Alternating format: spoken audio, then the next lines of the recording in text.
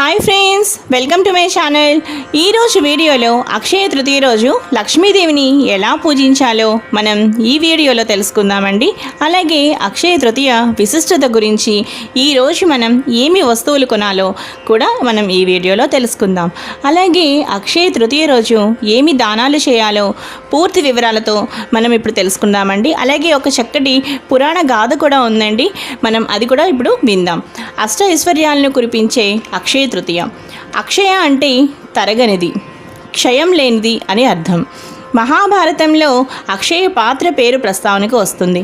ఈ పాత్ర ఉన్నవారి ఇంటికి ఎంతమంది అతిథులు వచ్చినా కావలసినంత ఆహారాన్ని ఇస్తుందని పురాణాలు చెబుతున్నాయి. అష్ట ఐశ్వర్యాలకు అధినేత్రి శ్రీ మహాలక్ష్మి. ఆమె అనుగ్రహం ఉంటే చాలు, జీవితంలో ఏ లోటు ఉండదు. అందుకే లక్ష్మీదేవి కటాక్షం కోసం అక్షయ తృతీయ పర్వదినాన పూజలు నిర్వహిస్తారు. వైశాఖ మాసం శుక్లపక్ష తదియ నాడు అక్షయ తృతీయగా పురాణాలు పేర్కొన్నాయి. అక్షయ తృతీయ పూజా విధానం. అక్షయ తృతీయ రోజు ఉదయాన్నే లేచి తలస్నానం చేసి మీ ఇంటిని ముందుగా మామిడి తోరణాలతో అలంకరించుకోవాలి. ఆ రోజు సాయంత్రం అంటే అక్షయ తృతీయ రోజు సాయంత్రం లక్ష్మీదేవిని మనం పూజించడం అనేది ముఖ్యమైన విషయం. అష్టలక్ష్మి ఫోటో కానీ, లేదంటే చక్కటి లక్ష్మీనారాయణలు కలిపి ఉన్న ఫోటో కానీ, లక్ష్మీ కుబేర్లు కలిపి ఉన్న ఫోటో అయినా సరే, ఏదైనా ఒక చక్కగా లక్ష్మీ పటం తీసుకుని మనం చక్కగా కుంకుమ బొట్లు పెట్టాలి. ఆ తరువాత చక్కగా ఆవు నెయ్యితో దీపం పెట్టాలి. దీపం పెట్టిన తర్వాత చక్కగా ఆచమనం చేసి సంకల్పం చెప్పుకొని షోడశోపచార పూజలు నిర్వహించాలి. ఆ తరువాత లక్ష్మీనారాయణులకు కానీ లక్ష్మీ కుబేర్లకు కానీ చక్కగా మనం నైవేద్యం ఏం పెట్టాలి అంటే చక్కని పాలతో తయారు చేసిన మధుర పదార్థాన్ని మనం ఇక్కడ చక్కగా నైవేద్యంగా పెట్టాలి. ఎందుకంటే లక్ష్మీదేవి పాలల్లో కొలువై ఉంటుంది కాబట్టి మనకి చక్కగా మధుర పదార్థం అనేది మనం పెట్టాలన్నమాట. అది కూడా పాలతో తయారు చేసిన పదార్థాన్ని నైవేద్యంగా పెట్టాలి.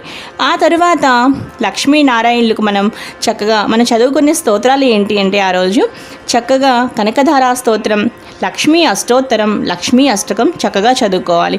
విష్ణు సహస్రనామం పఠించగలిగే వారైతే ఇంకా మంచిది. విధంగా పూజ ముగించుకున్నాక ఇక్కడ మనం ఒక విషయం తెలుసుకోవాలండి. అమ్మవారికి మనం అంటే లక్ష్మీదేవికి ఆభరణం ఏం పెట్టాలో అని మీకు అనిపిస్తుంది కదా. అక్షయ తృతీయ అనగానే మనకి ముందుగా గుర్తొచ్చేది బంగారమేనండి. ప్రతి ఒక్కరు కూడా అక్షయ తృతీయ ఎప్పుడు వస్తుందని కొంతమంది ఎదురు చూస్తూ ఉంటారు. అలాగే బంగారం ఎప్పుడు తీసుకోవాలి అని కొంతమంది అనుకుంటారు. కొంతమంది అనుకుంటారు అసలు బంగారం ఖచ్చితంగా కొనాలని కొంతమంది అనుకుంటారు. వారందరికీ నేను ఒక్క సమాధానం ఇక్కడ చెప్తున్నానండి. అసలు మనం అక్షయ తృతీయ రోజు బంగారం తీసుకోవాలి అని రూలు అంటే మాత్రం ఏమీ లేదండి.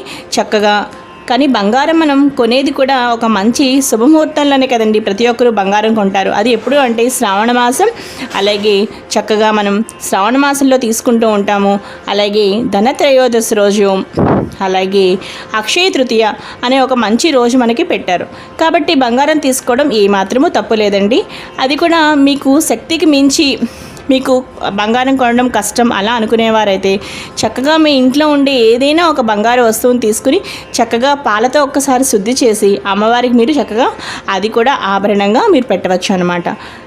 అంటే ఏదైనా ఒక వస్తు రూపంలో గాను, లేదంటే ఏదైనా ఒక వెండి, బంగారం, లేదంటే మీకు ఇంట్లో ఉపయోగపడే ఒక ఎలక్ట్రానిక్ సామాన్ అయినా సరే, ఏదైనా సరే చిన్న వస్తువైనా సరే తీసుకోవడం చాలా మంచిదండి ఈరోజు. ఎందుకంటే అక్షయ తృతీయ అనేది ఒక మంచి తిథి కూడా ఆ రోజు మనకి.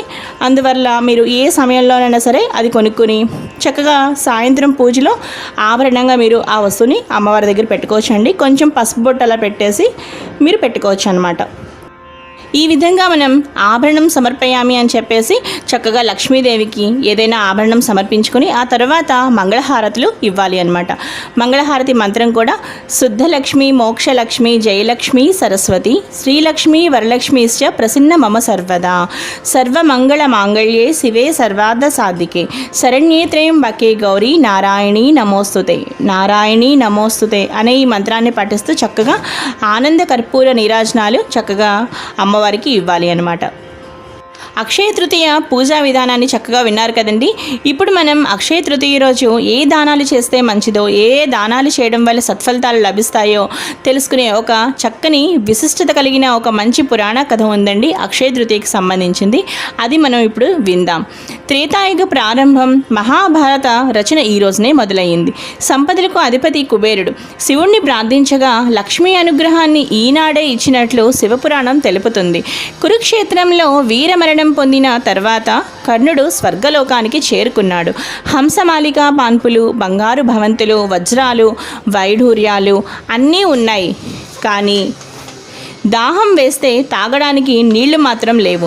నీళ్లు లేకుండా ఇవన్నీ ఉండి ఉపయోగం ఏంటని కర్ణుడు అడిగితే, మీరు నీళ్లు దానం చేసింది లేదు, ఎవరిని ఉద్దేశించి ఎప్పుడూ నీళ్లనివ్వలేదు, ఇప్పుడు మీకు నీరివ్వడం కుదరదని దేవతలు అన్నారు. నీటిని ఇచ్చినట్లయితే ప్రాణాలు పోకుండా జీవుడు సూక్ష్మ శరీరంలో ఉండగా ప్రాణాలు నిలబెట్టుకోవడానికి అవకాశం కలుగుతుంది. కర్ణుడు మహాదానశీలి కాబట్టి నీటిని దానం చేయడానికి ప్రత్యేకంగా ఒకరోజు అనుమతి ఇచ్చారు.